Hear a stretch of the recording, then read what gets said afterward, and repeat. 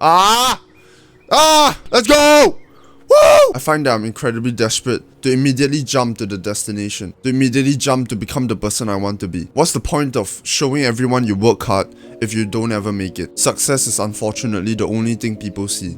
And it doesn't matter how much you've sacrificed behind closed doors. Don't worry, this isn't one of those the journey is more important than the destination type videos. True, how difficult it is to see success is what makes success valuable. I did not realize how miserable I was, waking up every single day feeling insufficient, realizing I'm nowhere near where I want to be. I had convinced myself that all I needed was the success. When I have that, then I can do whatever I want. Then I considered, is this the only way to do things? To constantly long for something, to let the pressure of having to make it eat you alive and force you to keep pushing, to drown in the pressure for years and not see guaranteed success. I'm beginning to find that suffering, being miserable and consumed by pressure is over-glamorized. The journey to become who we want to be is always promoted as dark, lonely, miserable, painful, and sometimes we feel like we have to feel that way in order to get anywhere in life. Do we really have to be miserable and suffocated under the immense pressure of insufficiency in order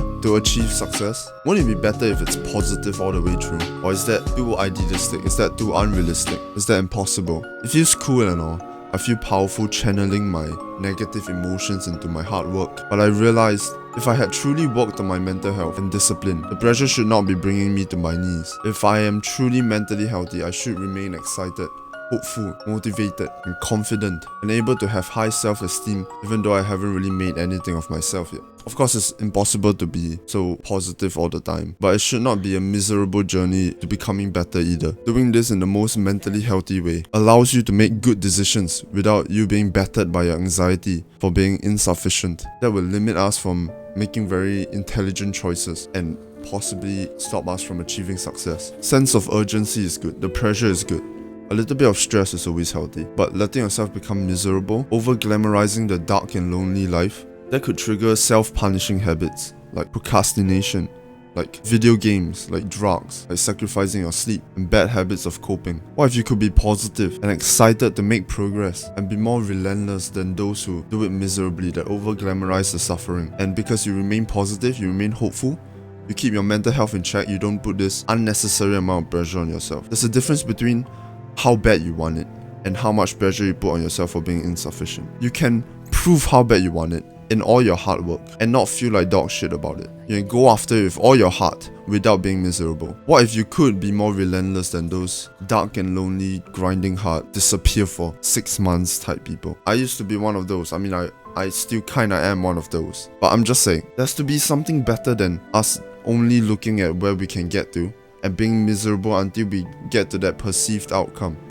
that may never come. What if being positive all the way through helps you make more progress? What if being miserable and suffering is over-glamorized? What if people want to punish themselves with hard work or self-verification that they have validated their negative emotions? Does it make their miserable hard work more significant than doing the same hard work when you're positively living and excited for the future? Competition is absolutely crucial. It keeps your fire lit, it keeps you hungry, angry even. Anger seems like an inherently bad emotion, but it can be used so effectively to drive you, to keep you focused, to let you become cutthroat and go after what you want for the people you care about. However, what I've learned is that no matter how much my ego wants me to compete with somebody way ahead of me and give myself all sorts of pep talks about how I'm going to beat this person eventually, and yes, I'm going to beat that person eventually, but I think comparing with somebody way ahead is not only unhealthy, but will also lead you to self-punishing habits. Because no matter how much progress you make, you're not going to be seemingly catching up with that person because of compound progression, exponential progression. Progress isn't something that's linear.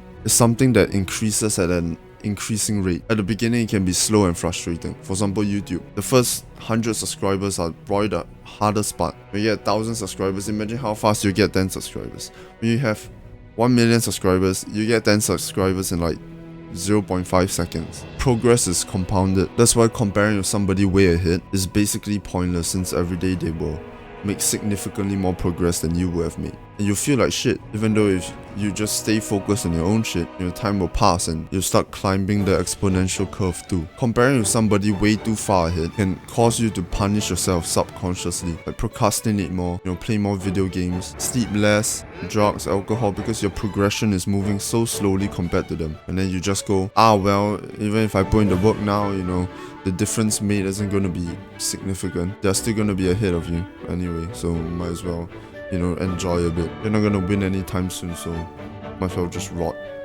for a while. It doesn't matter anyways. That's why the aim isn't to shoot for our destination, it's to power for the next step ahead. It's a hard pill to swallow, but we have to focus on each step to climb the tower, instead of staring at the top and getting angry that you're not there yet. Besides, in reality, the top of the tower never becomes the top of the tower, because we'll always want more. We'll never be satisfied. We should look at those slightly ahead of us and beat them all. Then our competition goes up progressively. We will also remain sane and not beat ourselves up for being otherworldly insufficient compared to those at the top of the tower. Let's shoot for our dreams and love every moment of it. Too often, this pressure to do well, this pressure to avoid being laughed at by the mediocre who do absolutely nothing to deliberately get better, changes how we love something. The way we produce things changes. The way we express ourselves changes. It becomes no longer genuine. It becomes an object to prove something. This feeling of insufficiency, this feeling of needing to prove to everybody that you're going to make it, and they better fucking believe in you, or you're gonna punish them with your success when you get big.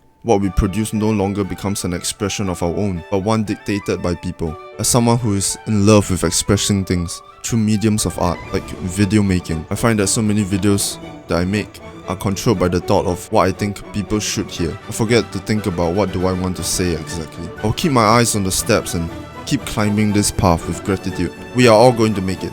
Alright? Do better work.